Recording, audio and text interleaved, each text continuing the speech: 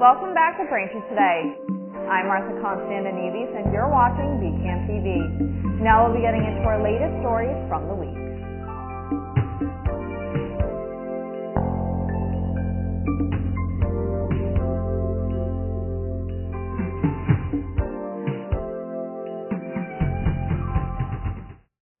Welcome back to Braintree Today. I'm Martha Konstandinidis and you're watching BCAM TV.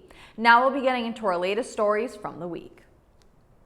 Tensions between India and Pakistan escalated further Thursday as India launched attack drones into Pakistani territory, wounding 4 soldiers and damaging military sites, according to Pakistan's military. India confirmed targeting Pakistani air defense systems. The latest exchange follows India's missile strikes on Wednesday that killed 31 civilians in Pakistan, a response to last month's deadly assault on Hindu tourists in Kashmir, which New Delhi blames on Pakistan.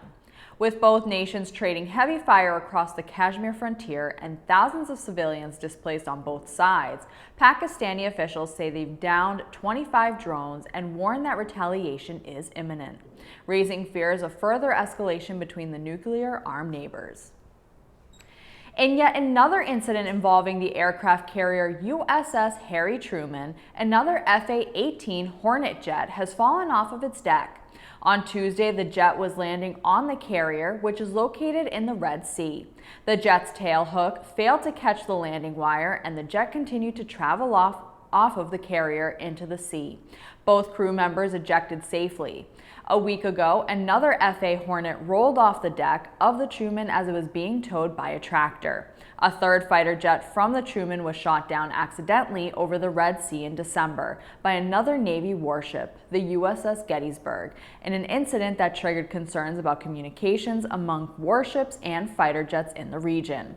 The Truman also was involved in a collision in the Mediterranean Sea in February, prompting the service to fire its commanding officer, Navy Captain Dave Snowden. While the incidents have not killed any service members, they have raised questions about the strain placed on the aircraft carrier's crew and its ability to carry out a long deployment in which troops have clashed for months with Houthi militants in Yemen. On Friday night, in the Times Square section of New York City, 11 members of the Venezuelan criminal gang Tren de Aragua attacked 2 New York Police Department officers who were responding to a robbery. Of the 11 attackers, 5 are illegal Venezuelan immigrants and were arrested. One of them is a 12-year-old. One is being charged as an adult for riot and assault. NYPD Commissioner Jessica Tisch described the incident as a planned ambush, where the officers were targeted while trying to intervene during a robbery. The commissioner criticized city officials for weak crime policies, arguing that the incident reflects a failure of the system to hold repeat offenders accountable, allowing them to reoffend without consequence. Skechers is going private in a $9 billion deal after being acquired by investment firm 3G Capital, the company's announced Monday. The buyout price of $63 per share marks a 30% premium over Skechers' recent stock value, pushing shares up by 25% at Monday's market opening. The footwear company, which posted a record $9 billion in revenue and net earnings of $640 million in 2024, draws 15% of its revenue from China, though the potential impact of ongoing tariffs imposed by President Trump was not addressed in the announcement. Skechers CEO Robert Greenberg and the existing management team will remain in place, with the company continuing operations from its Manhattan Beach, California headquarters. The acquisition is expected to close in the third quarter of this year. A Wisconsin man who has intentionally endured hundreds of snake bites over the past 2 decades in an effort to build immunity is now at the center of groundbreaking scientific research that could lead to a universal anti-venom. Driven by curiosity and a desire to help others, Tim Fried began injecting himself with small doses of snake venom and gradually increased the exposure, allowing bites from some of the world's most venomous snakes, including black mambas and cobras. His unusual hobby caught the attention of Columbia University researchers who discovered that Fried's blood contains rare antibodies capable of neutralizing venom from multiple snake species. In a new study published in the journal Cell, scientists identified 2 promising antibodies that could form the basis for a broadly effective antivenom. Though still in its early stages and only tested in mice, the research could eventually improve treatment for the 110,000 people who die from snake bites each year, particularly in regions lacking access to current species-specific antivenoms. Freed, now working with biotech firm Centivax, says he's proud his painful journey may help save lives, but warns others not to follow his extreme path. Thanks for watching Braintree today. We'll be right back with more after the break.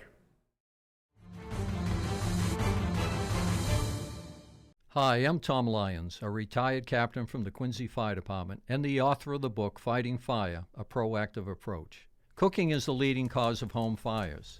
Unattended cooking is the leading cause of these fires and related deaths. Therefore, keep a close eye on your cooking. If you must leave the kitchen, bring a utensil with you as a reminder of your efforts. Set a timer for food taking longer to cook. Turn pot handles towards the back of the stove. Keep a lid nearby when cooking. If a small grease fire starts, slide the lid over the pan and shut off the burner. You can take an active role in your safety. Cooking safety starts with you. Welcome back. The Town of Braintree's Ways and Means Committee officially started their budget hearing process on Monday, May 5th. The committee will go department by department until they approve a final budget that will get approved by the Town Council at the end of the month. You can watch the meetings live or catch up on old ones on BCAM TV's government channels, Comcast Channel 8 and Verizon Channel 26, or on youtube.com/BCAMTV. Food Truck Wednesdays are rolling into Braintree for the summer, kicking off on May 7th and running weekly through August 27th from 4:30 to 7:30 p.m. at the Highlands Blue Playground near South Street and Cats Academy. Hosted in partnership with the South Shore Food Truck Association, the event will feature a rotating lineup of local food trucks, offering residents a chance to enjoy dinner picnic style on the lawn. Organizers encourage attendees to bring blankets and check the association's social media pages each week for updates on which trucks will be serving. Braintree will honor veterans this Memorial Day weekend with a special ceremony scheduled for Sunday, May 25th at 11 a.m. at Blue Hill Cemetery located at 700 West Street. Complimentary coffee and donuts will also be available Saturday through Monday from 9 a.m. to 3 p.m. in the tent adjacent to the veteran section. Residents who can't attend in person can watch the ceremony broadcasted on BCAM TV's government channels, Comcast Channel 8 and Verizon Channel 26.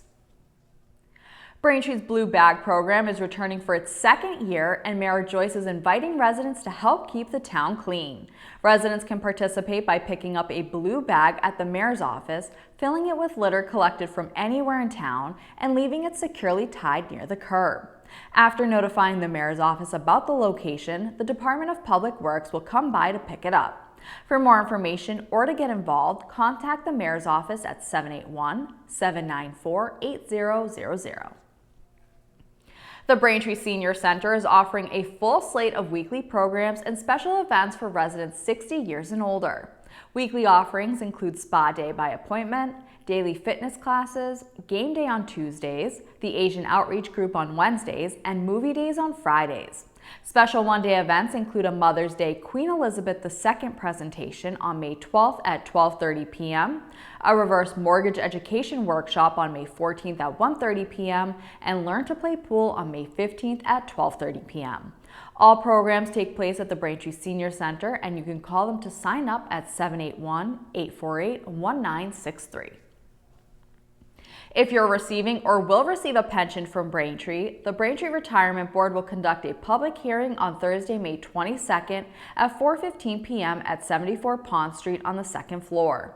The board will discuss a cost of living adjustment for all eligible recipients of a Braintree Retirement System pension. You can join in person or remotely via the Zoom meeting. Visit braintreema.gov for more information.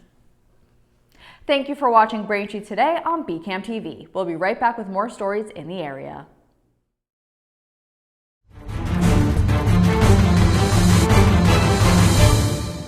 Hi, I'm Tom Lyons, a retired captain from the Quincy Fire Department and the author of the book Fighting Fire, A Proactive Approach. Home fire deaths have been cut in half since the early 70s when smoke detectors were first marketed. Having smoke detectors in your home can double your chances of survival in a fire. 60% of residential fire deaths occur in homes without smoke detectors. Thus, smoke detectors must be present on each level of habitation. Photoelectric smoke detectors are required within 20 feet of a kitchen, bath, or shower. They are required on the ceiling outside bedrooms no further than 10 feet away. They are also required to be present on the ceiling at the base of stairwells. Additional placement may be required depending upon the year the home was built or when a substantial addition was added. Create a safe home environment. Maintain your smoke detectors. Thank you for doing so. Welcome back to Braintree Today. Now let's get right into more stories. Senior Assassin, a popular end-of-the-year game for high school seniors involving water guns and stealth tactics, is raising alarms for local police departments across Massachusetts. Though meant to be a lighthearted tradition, the student-organized activity where players try to eliminate each other using water pistols has triggered multiple 911 calls reporting suspicious activity, often mistaking the play for real threats. In Braintree, police issued a warning reminding students not to trespass, to use only brightly colored toy weapons, and to avoid playing near streets or vehicles. Officers emphasized that while they understand the tradition, the risks are real and urge students not to flee if approached by law enforcement. Towns across the state are echoing the call for caution, urging participants to use good judgment and encouraging residents to report any suspicious behavior without direct confrontation. Quincy's debt has climbed to $1.64 billion, making it the second highest in Massachusetts behind only Boston, despite having a population 1/6 the size. According to 2024 state data, the city holds a little over $1 billion in long-term debt, translating to a state-leading $289 per resident, nearly double that of Cambridge. City officials say the borrowing funded major initiatives like new schools, downtown redevelopment, and a public safety complex, and insists the debt is sustainable. Quincy also leads the state in debt service, spending nearly 15% of its 2024 budget, $63.5 million, on repayments, a figure projected to reach $91 million by 2026. Mayor Thomas Koch's office says the city still has more financial flexibility than many neighbors, now relying on tax overrides, while Finance Director Eric Mason argues the borrowing capitalized on favorable interest rates and will pay off through long-term revenue growth. Boston Children's Hospital is hosting a blood drive on Thursday, May 22nd at the Thomas Crane Public Library in Quincy. You can head to 40 Washington Street from 10 a.m. to 5 p.m. Just watch out for the specially outfitted bloodmobile on site. Organizers say all presenting donors will receive a free Boston Children's cooler bag, and appointments can be made by scanning the QR code on flyers, visiting bostonchildrens.org/halfpints, or calling 617-355-6677. Any questions can be directed to Dan at coughlinD40@yahoo.com. The Quincy Choral Society will present its spring concert, I Hear America Singing, this Sunday, May 11th. The concert starts at 4 p.m. at St. Mary of the Hills Church at 29 St. Mary's Road in Milton. Under the direction of Artistic Director Sarah Labrie and accompanied by pianist Gingy Grimes, the performance will feature a brand new commission by acclaimed composer Melissa Dunphy. Tickets are $20. Just visit quincychoral.org for more information. Weymouth will pay tribute to 5 Medal of Honor recipients this Memorial Day with the unveiling of new bronze statues at a special ceremony on Monday, May 26th at 11 a.m. at the Ralph Talbot Amphitheater outside of Town Hall. Mayor Robert Hedlund and the Weymouth Veterans Council will lead the event, making Weymouth the only town in the country with 5 Medal of Honor honorees. The ceremony will feature remarks from Weymouth native and retired 2-star Major General Paul K. Hurley, and will include student participants, local honor guards, a wreath laying for the 50th anniversary of the end of the Vietnam War, and the ceremonial raising of military flags. Funded in part by donations and Weymouth 400, each 6-foot statue will be paired with a citation plaque. Following the tribute, the United States Coast Guard Band will perform a free concert at 1 p.m. Thanks for watching Braintree today. We'll be right back with more in entertainment.